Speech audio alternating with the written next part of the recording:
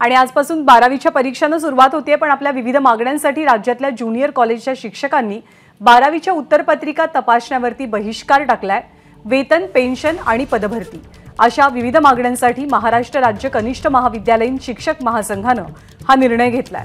शिक्षकांच्या समस्या सोडवल्या जात नाहीयेत आणि त्याबाबतीत वेळोवेळी आंदोलन करून सुद्धा आश्वासनांच्या पलीकडे पदरात काहीच पडत नसल्यामुळे हा निर्णय घेतला जातोय।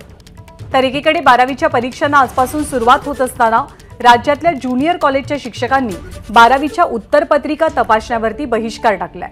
गेले अनेक महिने आंदोलन करून सुद्धा त्यांच्या मागण्यांकडे लक्ष दिलं जात नाहीये। आश्वासनापलीकडे ठोस कोणताही उपाय योजला जात नसल्यामुळे शिक्षकांनी आता आंदोलन करायचं ठरवलेलं आहे। वेतन, पेन्शन आणि पदभरती अशा प्रमुख 3 विविध मागण्या आहेत आणि या मागण्यांची पूर्तता करण्यासाठी महाराष्ट्र राज्य कनिष्ठ महाविद्यालयीन शिक्षक महासंघानं 12वीच्या उत्तरपत्रिका तपासण्यावर बहिष्कार टाकण्याचा निर्णय घेतलाय।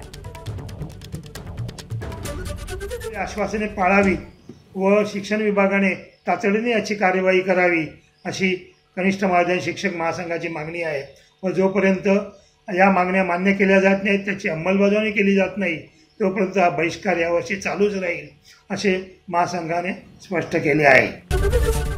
एबीपी माझा, उघडा डोळे बघा नीट।